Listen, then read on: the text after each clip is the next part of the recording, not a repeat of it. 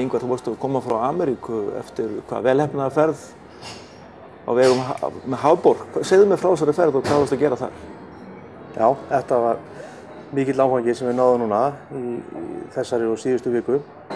Þar sem við fórum 2 starfsmenn á vegum Hafborg og vorum þar að setja niður festingar fyrir kræklingaræktun út fyrir ströndum Rhode Island og það er fyrsta verkefni sem við vinnum í Bandaríkjunum og notum þá tækifæri í leiðinni og kynntum búnaðinn fyrir öðrum væntanlegum kaupendum sem hafa sýnt þessu áhuga og þeir lögðu að sig að koma til þess að sjá borvélin okkar í vinnu.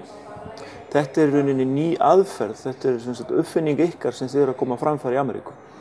Já, þetta er íslensk hönnun, það er faðir minn, Erling Jónsson og tvíburabróðir minn, Hilmar Erlingsson sem hafa séð tæknilegu hliðina og fundið upp aðferð við að setja niður skrúfufestingar sem hafa verið til og svo sem sanna sig að hafa yfirburða gott hald í sjávarbotni fyrir alla hluti sem þarf að festa, hvort sem það eru fiskeldis-kvíar eða kræklingalínur eða annað. Og þeir þróuðu og hönnuðu þessa borvél og aðferð til að setja þetta niður án þess að nota kafara, fjarstýrt frá skipi og þannig er hægt að taka þessar skrúfufestingar og fara með þar á dýpi sem hefur ekki verið hægt að nota þar áður. Þar sem takmarki hefur verið vinnusvæði kafara. Hvað komist þið djúpt? Við komumst bara eins djúpt og slöngur og stjórnbúnaðar leyfi. Núna erum við með búnaðinn þannig að við komumst niður á 70 metra með litlum breytingum aðeins lengri vökvaslöngum og þá komumst við niður á 100 metra dýpi eða meira. Þannig að það er bara þessi búnaður eins og slöngur og kaplar sem ræður í hvað þú vilt fara djúpt. Og hvernig gekk hjá sína konunum þetta? Það er mjög vel. Þeir voru alveg yfir sig hrifnir. Megin tilgangurinn var að við erum með umboðsmann í Bandaríkjunum sem er eitt stærsti dreifingaraðili á krækling á austurströnd Bandaríkjanna. Sonur hans fékk nýverið leyfi fyrir nýrri kræklingarækt og við fórum og settum niður 16 festingar fyrir 12 kræklingalínur og í leiðinni þá vorum við að kenna þeim á búnaðinn og það er þá meiningin í framtíðinni að þeir geti þá sinnt verkefnum á þeirra svæði. Þannig að þetta var margþættur tilgangur með þessu og búnaðurinn sýndi sig bara og sannaði þannig að það gekk allt mjög vel. Þannig að þú ert komið með hugsanlega fyrsta kaupanda vörunni í Ameríku? Já, þetta var fyrsti kaupandi að vörunni. Það komu þarna aðilar frá Kaliforníu meðal annars, Maine-fylki og þarna í kringum Rhode Island á austurströndinni og menn sem eru annaðhvort í kræklingarækt og eru að huga stækkun eða eru að sækja ný svæði til ræktunar og eru að færa sér dýpra haf og fleira. Þannig að við vorum þarna með mjög áhugasama aðila sem lögðu á sig að koma og fylgjast með okkur. Erum við að tala einkaleyfi sem þið eru að fá á þessari uppfinningu? Já, þessi aðferðin, festingarnar sem slíkar, skrúfufestingar eru þekktar og hafa verið til lengi. En það er aðferðin við að setja þær niður með fjarstýrðum búnaði á miklu dýpi sem er núna í einkaleyfisferli og þetta var kynnt opinberlega fyrst fyrir tæpum 2 árum síðan og það var einmitt upphafið á einkaleyfisferlinu sem það var gert og við erum núna í öðru skrefinu í einkaleyfa umsókn. En hvað þýðir það fyrir sprotafyrirtæki ykkar á Siglufirði að komast á markað í Ameríku? Þetta skiptir sköpum fyrir okkur. Þetta er það sem við höfum stefnt að lengi, það er að komast út fyrir landsteinana með þessar tæknilausnir, sýna þær og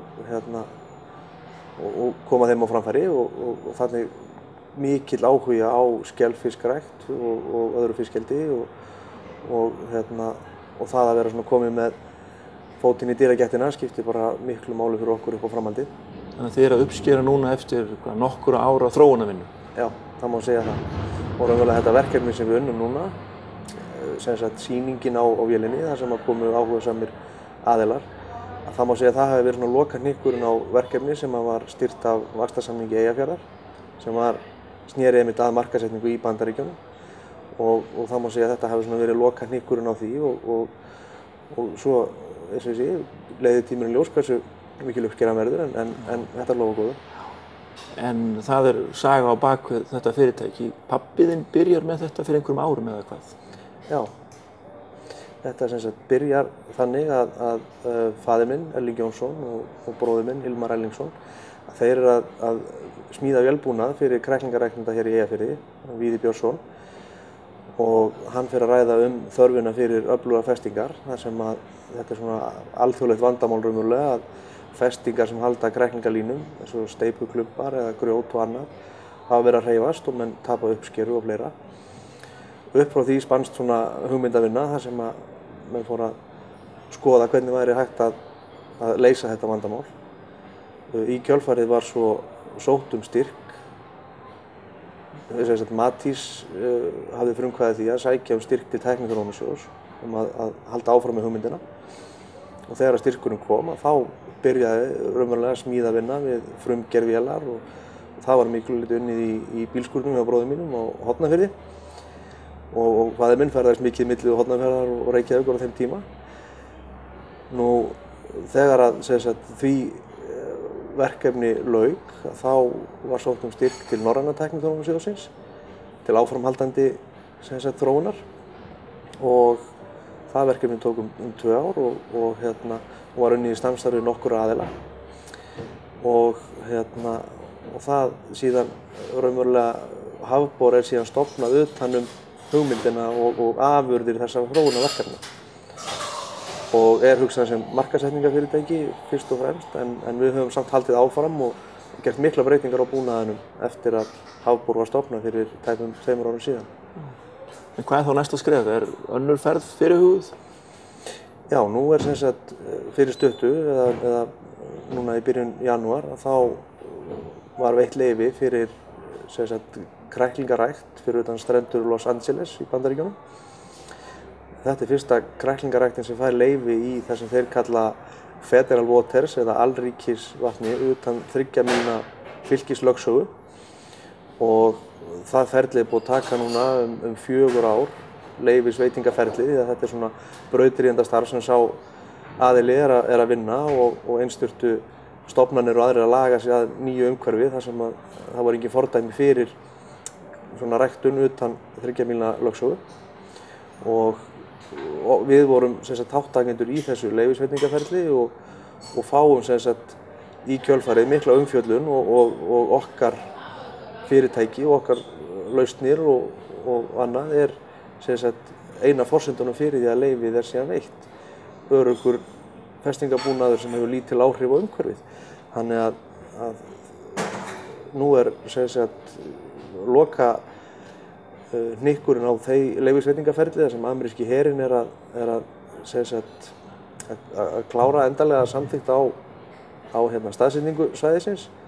Það vonast til þess að við getum hafið vinnu þar á vormánuðum.